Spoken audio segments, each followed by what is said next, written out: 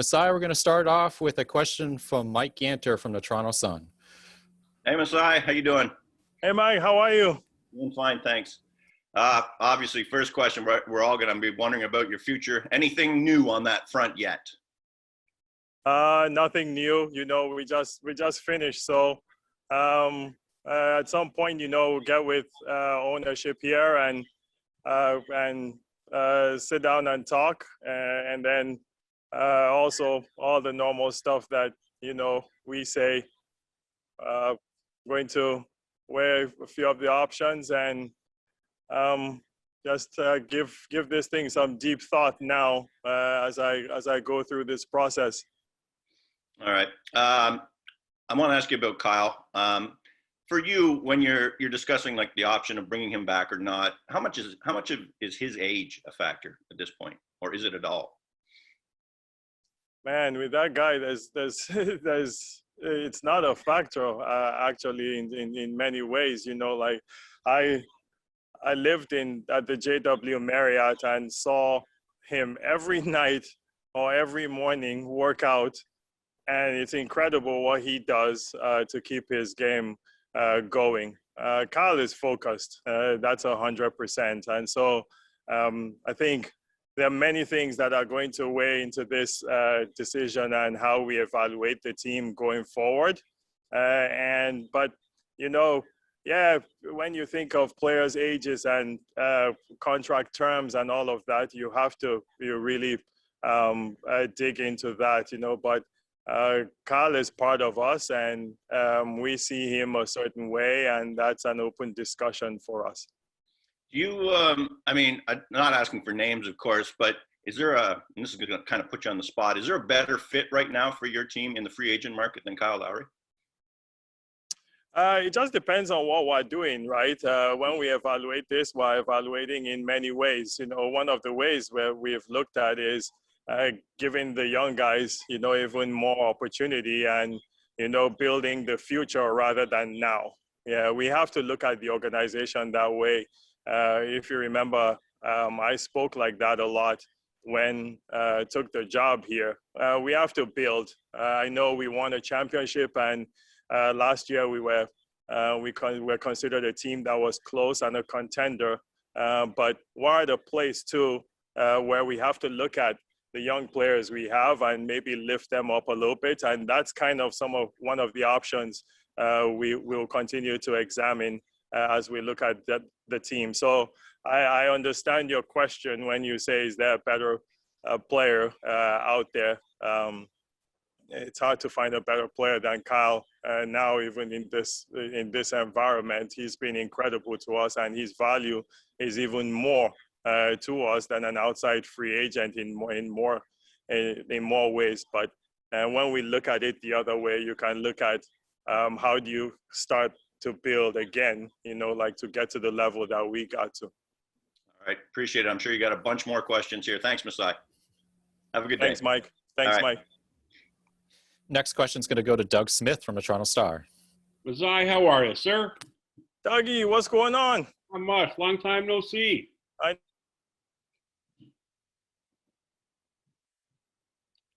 Still there? I lost you for a second. Tell me, I'm here. I think I'm here. That's good. Hey, given the weirdness of this year, the relocation, the losing, the shortened schedule, can you get a good assessment of your players? Last year you said you needed to find them how they dealt with adversity. Can you get a good read on your guys having come through this year? It's been a tough year. I'll tell you guys, I'll be straight up and upfront. When I look at everything that has gone on this year, I put them in two different buckets. Maybe what we've all gone through in our lives, human beings, all around the world. It's been really mentally draining. It's been challenging. There are people that have lost loved ones from this. It's been very difficult, mentally, especially being confined. We all see what we're going through in Toronto now. I'm back in Toronto. It's a challenge. Then I take that part and then I go to the other bucket, and my other bucket is the MBA and sports, and that's the job I do. That's the workplace that I'm involved with, and we have to work at this time. We have been incredibly disadvantaged from all of this. The displacement has really did not work well against us, but I give from the top ownership, everybody from our coaching staff, players, they were incredible during this process. They tried to persevere as much as they could through adversity. Our medical team, they were incredible for us. The front office, even scout, everything, we tried to come together. In this environment, which is the NBA, we were number 30 in terms of what we went through. We had an outbreak on our team. We had a rough start. That's on us. That's on me. Maybe because of our roster and some maybe we can call misfits as we started the season. But we did climb up to being fourth in the East. I think sometime in mid-February or end of February or something. And we climbed back out of that, and then we got hit again. We had a 1 in 13 month, and that was tough, Doug, to be honest. That really, we were playing teams that I know that, games that were winnable games and we could win. But these guys, they were walking in mud. They were running in mud, and their bodies and everything that they were going through, it was really, really tough. So it's been difficult to evaluate, but one of the things I think we're able to do, especially with Coach Nurse, is see the different things that we could work with on our team, evaluate players maybe even individually, and then style of play and some of the things we want to do. You saw us doing different things at different times. Our young guys, how did we get them to grow as much as we could? It's a tough year to evaluate, because I would say we put ourselves in all kinds of positions in this league with what you deal with in sports to make the best decisions and to evaluate as well as you can. This was a tough situation because none of us have gone through this before. And our case was even worse than the 29 other teams. We're not looking for excuses here. We know the work that we have to do going forward and how we need to get back on our feet. It's a great challenge for us going forward. But to your question, it has been very difficult to evaluate. What was that 1 in 13 months? I can't, I wish I could tell you exactly, like what that was after we had climbed to fourth in the East. Well, we had an outbreak. And then after that, how do you evaluate your team? We saw some good things when we got a couple more bigs and how the young guys started kind of gelling together a little bit. We're excited about that and building from that. Have you gotten in your conversations with the federal government any kind of assurance that you'll be able to play in Toronto in October? We haven't yet, but honestly, we are very determined to, and we want to come back and play here. I don't want to speak selfishly because I know what other people, other businesses, other workplaces are going through, and our immediate need is everybody get vaccinated, or as much as people want to get vaccinated is what we want. We know where we lack there. I think the government knows what they need to do. We want to play 100%. We have no interest in going to play anywhere else. Tampa was unbelievable to us. They were great to us. But like Freddie said, Tampa is not Toronto. And our franchise was built and was brought to play in Toronto, regardless of what the situation is. So I am saying to them that they should consider that, and all sports teams, because we feel we are one of the safest environments that we can work with. We saw the bubble. We've seen this. We've operated, I think, at a very, very high standard and high level. And I think we make people happy in sports makes people happy generally and keeps people entertained in many ways. And so I feel strongly about begging them or asking them, like to include us in the plans to come back here and play. Thanks very much, Masai. Enjoy your time back home. We'll see you soon, I hope. Thank you. Thanks, Doug. Next question goes to Michael Grange from Sportsnet. Hey, Masai. Thanks for doing this. Hey, Grange, how are you? I'm well. Thank you for asking.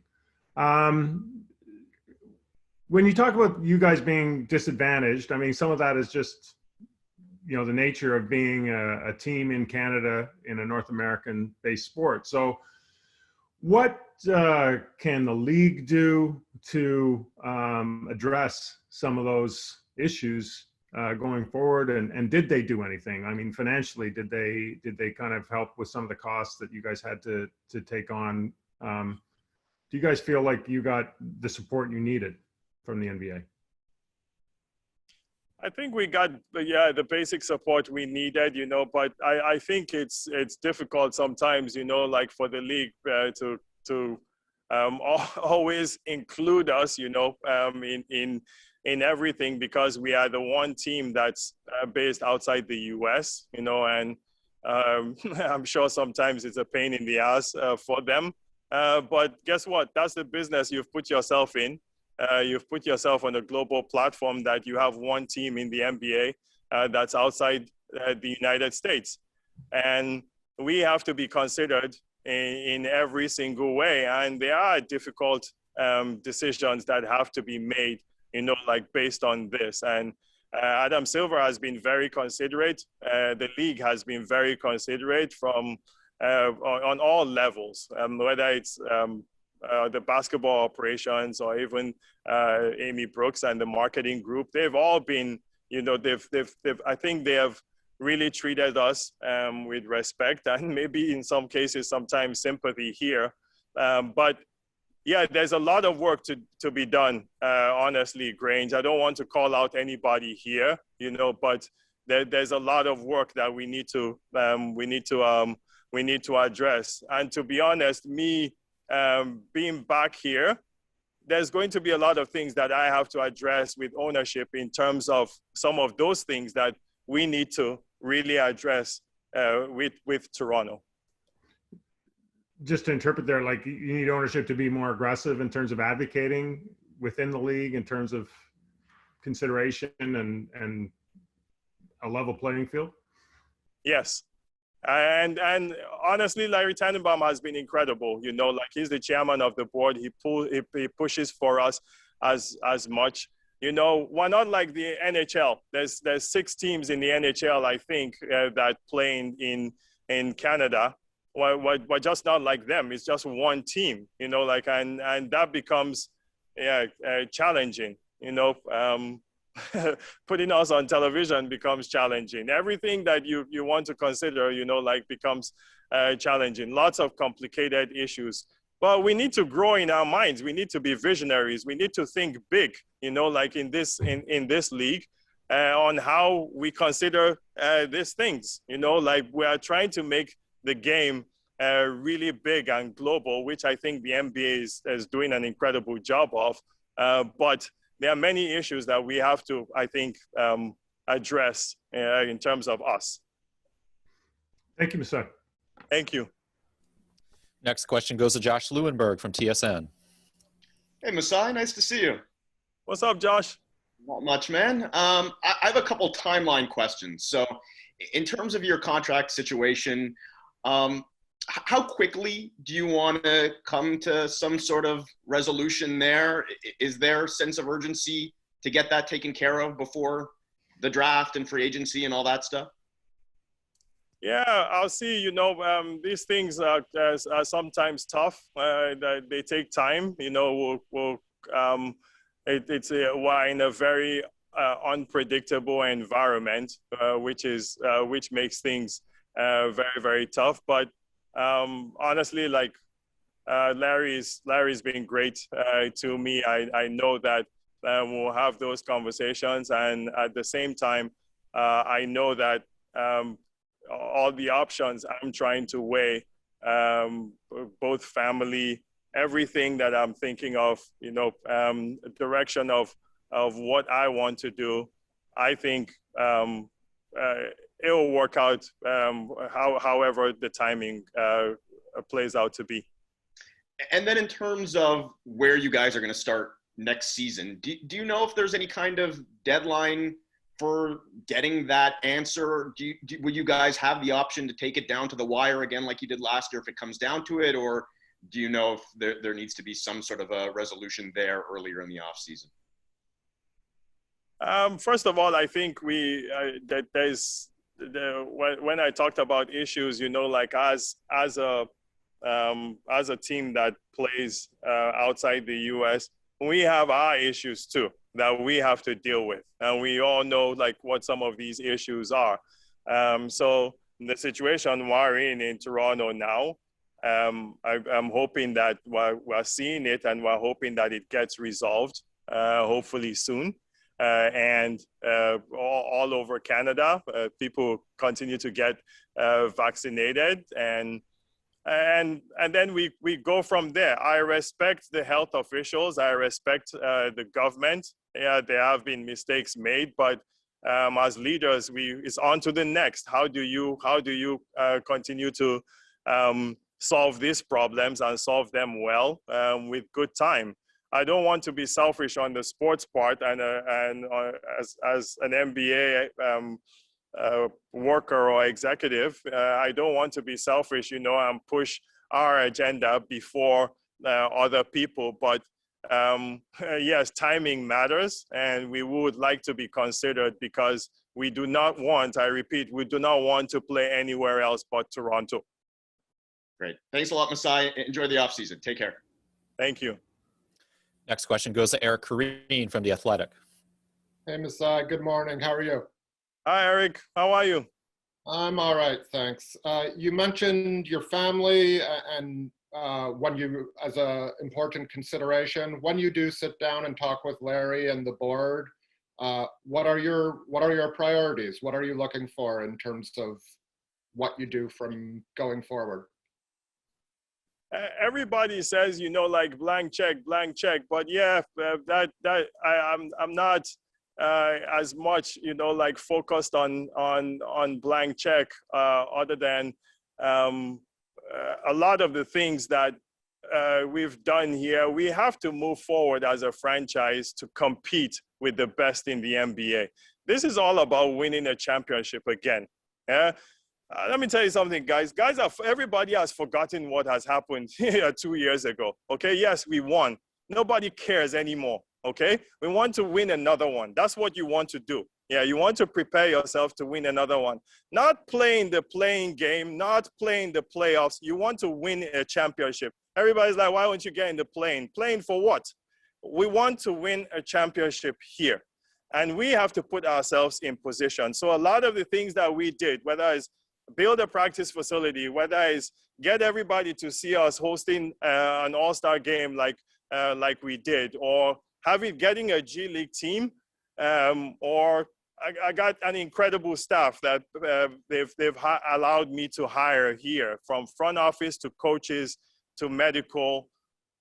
I want to know, we have Drake, ambassador, that has been incredible to us, has lifted us. Yeah, so what's the next lift? Yeah, what's the next 5 years? What's the next 10 years? What are we doing to put ourselves in conversation with all the great teams and all the winners? That's what we want to do. And that's the conversation I'm going to have with them. And yes, I'm going to have asks. I'm going to have a lot of things that I think, that we need to put forward here to address these things. And I think ownership is open, to hear this. So in terms of that conversation, yeah, that's going to be had. In terms of me and my family, listen, I have a lot of interest in this world, but I'm not naive to not to understand that sports is an incredible platform. My position is an incredible platform, that to talk about a lot of the things I want to do, a lot of the things that I'm interested in. and we'll go from there. So there are a lot of options, like that I have to consider. But yes, to your question, there are a lot of things that we're going to really talk about here moving forward, and how we make this organization even bigger.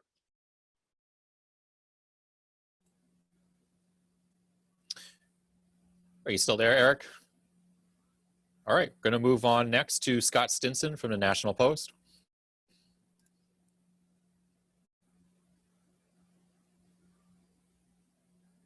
I can't hear. Scott, we can't hear you.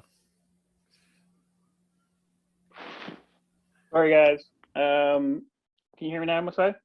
Yes, I can hear you now, Scott. When you talk about being incredibly disadvantaged playing in Tampa, do you regret looking back, not maybe trying to push a little harder, trying to have the team come back under some sort of health and safety protocols that might have been worked out? I mean, I know hindsight's a difficult thing, but did you realize maybe that it would be as difficult being down there for as long as you were? To be honest, Scott, it wasn't an option. Zero. There was no option of that. No matter, we pushed it to the last possible way that we could push it onto the last day. Yeah, that you ask me, like sometimes I'll say, like, was there wiggle room, or could we have done it like a certain way? There was zero chance that was going to happen. Right. The other thing, if the season had been different, if you had been back in Toronto, do you think you might have had more contract discussions by this point, or was it always likely to come down to a thing where you reached, essentially free agency and had discussions about your future then? No, I made the decision, and I informed them that I was going to wait till the end of my contract. Okay, thanks very much. Thank you. Next question goes to Tim Bontemps from ESPN. Hello, Masai. How are you? Tim, what's going on? Not much, sir. You certainly seem impassioned about these conversations you're going to have with the ownership group. Is it safe to say that the answers you get from that are going to largely inform what your decision is going to be? Yes. Again, I hate to talk about options, but I'm just in a point in my life, where I have 3 children now, and I have to look at everything completely. And but in terms of Toronto, yes, this is going to be important, and important in any of the other options or any of the other things that I'd be looking at. And what kind of time frame for you personally are you going to put on determining what you're going to do, given obviously it is a busy off season always in the NBA, and there's timelines figuring out what you're going to do and what's next for everybody? Well, I know I'm heading to Africa in a couple of days here. that I know, and I'm looking forward to watching the Ball League and seeing my folks, But yeah, I honestly, with these things, I don't know. We will discuss, with ownership, and now the season is done, like those discussions will start at some point. Thank you, sir. Thank you. I'm going to circle back to Eric Corrine real quick. Sorry about that, Masai. My internet went out. Just repeat what you said. No, I'm joking. I can. No, I might have heard it all the way from wherever you were saying it. In terms of this past season, you mentioned how the bad start might have been on the front office and on you. Is there anything you wish you acted on more quickly? No, not really. After we played in the bubble, one of the things we talked about was how small, we played at the end there, and the success we had with playing small, so I think on my part, I failed to see, that what we were looking for, that maybe the type of bigs, we were looking for should have maybe been a different type of player, and that's on me. But in terms of recovering, the displacement, the hard start, I don't want to blame that too much because basketball is basketball. I did put them in a tough position, and I take ownership of that. Sounds good. Thanks, Masai. Thank you. Have a good trip. Thank you. All right, in the interest of time, I'm going to cut it down to one question, and we'll try and get through as many people as we can. First one goes to Stephen Lung from Sportsnet. Hi, Masai. It's good to see you. How you doing? I'm good. Thank you for asking. You just mentioned you said play in for what? Does that mean that you didn't have you never really wanted to push for the play in tournament at all? And is that the reason why like Kyle perhaps only played like 9 of the last game, like only 9 games like after the trade deadline?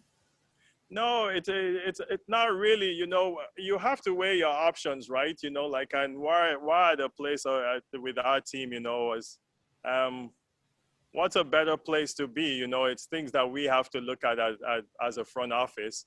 Do we play our young guys, develop them, use the experience of Fred and Kyle and these guys to help them grow a little bit and give yourself a better chance to get a higher pick, because obviously these young guys are going to play against better teams or better competition, you know, and they're not going to win a lot of these games. What's the value of that, you know, picking in the top 10 versus picking further out if you played in a playing game? I have to weigh that, you know, like sometimes people don't want to talk about it, you know, like because that word, you know, like nobody wants to use. Yeah, I don't look at it like that. I look at it as this was a 1-year situation where we were faced with lots of challenges and moments where we had to adjust on the fly, and that's not easy to do, you know, like, and is it the right thing to do to adjust on the fly? I don't know that we could have come with a plan, you know, like we came with a plan from day one, but we had to be able to adjust, you know, like were some of our adjustments the right adjustments? We tried, you know, like, and I know the players tried and everybody tried. So, yeah, we just have to weigh the options of which option sometimes is better than the other. Thank you, Masai, and enjoy your summer. Thanks, Steve. Going to circle back to Michael Grange real quick. So I don't know how close you follow these things, but you know, the people in your organization all were saying really important things about you the last few days. I think Nick Nurse was talking about, you know, the teamwork, the partnership he developed with you, and Fred said you were the number 2 most important Raptor behind Kyle, and you know, Kyle obviously said some very kind words the other day also about the culture and how you've helped him grow and everything that's been done here. Said you're the top executive in the game. So when you hear the people you work with and go to battle with now for years talk to you about that, how do you react? What do you think of what you built?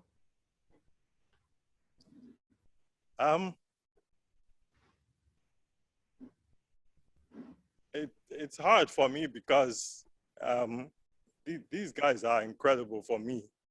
To hear them say that, yeah, I honestly sometimes don't know what to say. Our players, the coaches, the staff, they're incredible for me.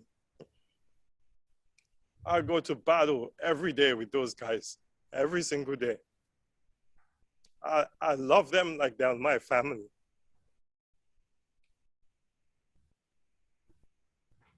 Thank you. All right, next question is going to go to Kevin Lewis from WFTS in Tampa. Hi, thanks for doing this. Hope you're well.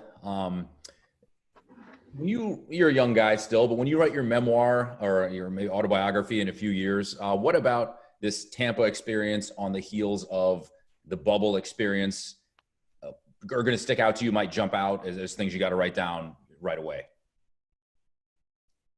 The Tampa experience was remarkable.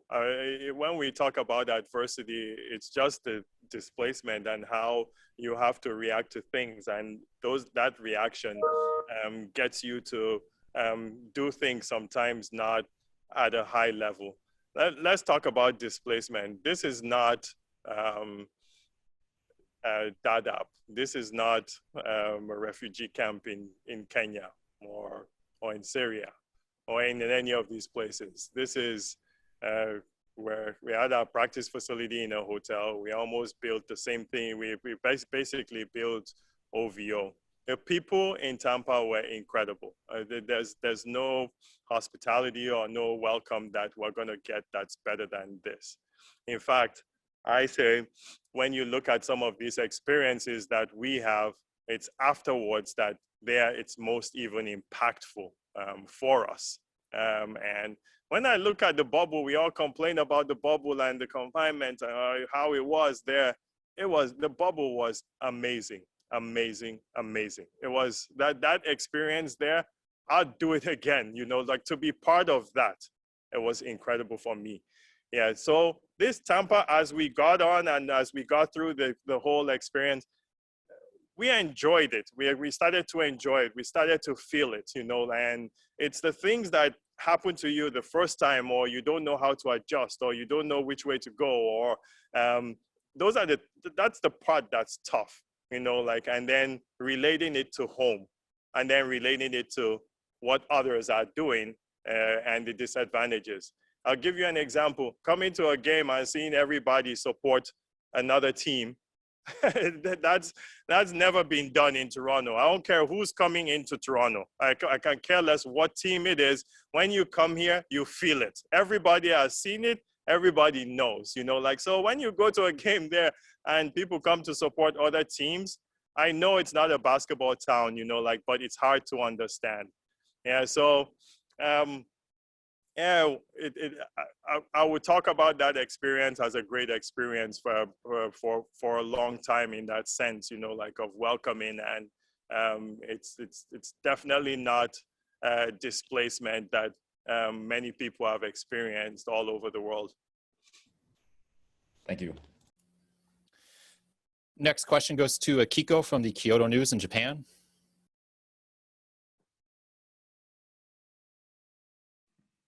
Hi, good morning. Good morning. Hi. Yeah, I'd like to ask you about Yuta Watanabe. And what was the reason for converting Yuta's contract to standard contract when you could have waited to the end of the season? I think Yuta was very, very, first of all, you know, like, what a pleasant surprise for us. It's been a bright spot for us for the season. Incredible kid and a basketball player with such great upside.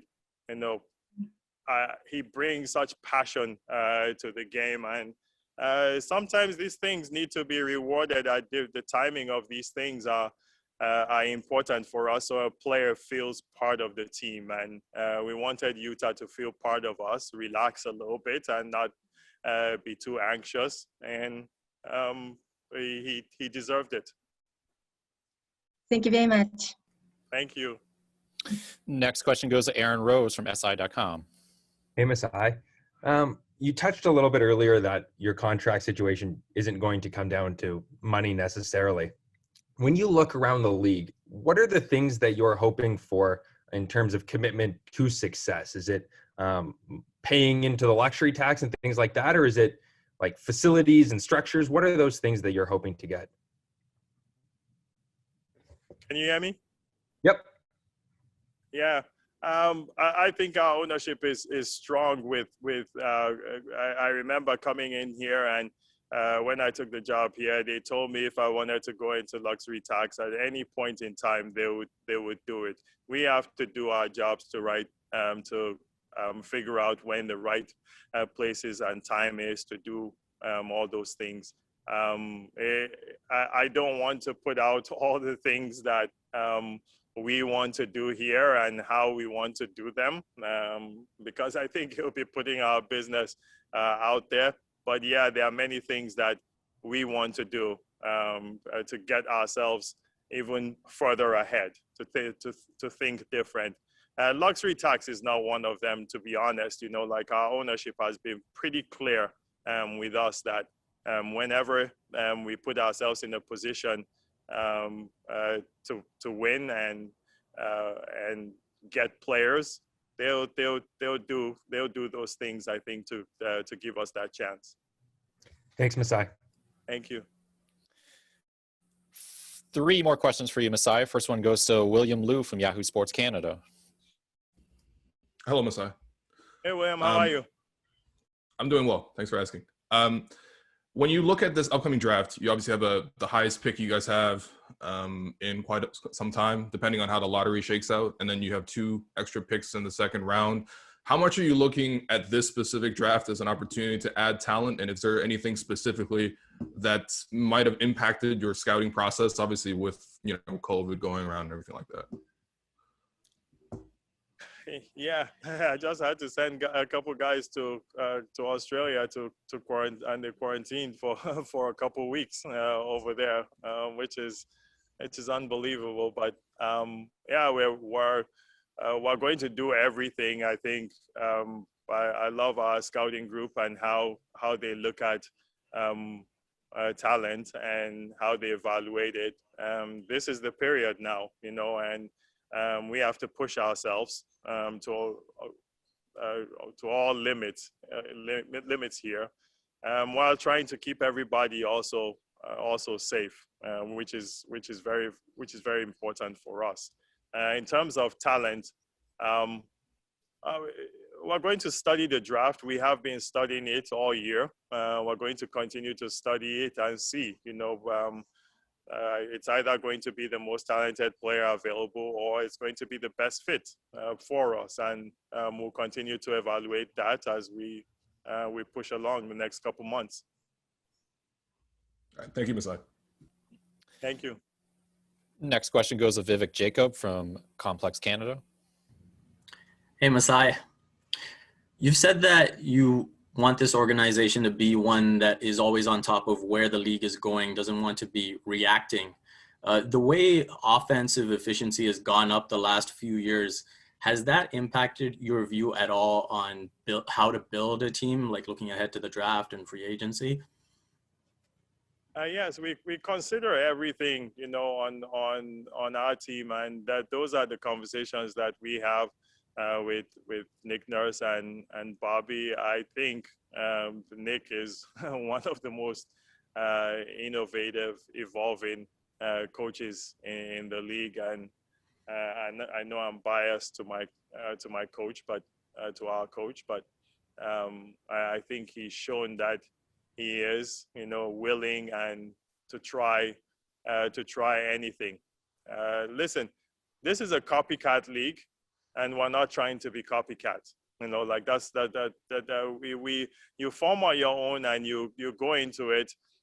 You try things and you go into it. You might fail, you might succeed, but you keep trying. The goal is to win. We play this sport to win, to compete and to win. And I think our organization is going to do everything, you know, to put us in position there to win. Thank you, Masai. Have a safe flight to Africa. Thank you. Final question today is going to go to Amy from NBA TV Canada.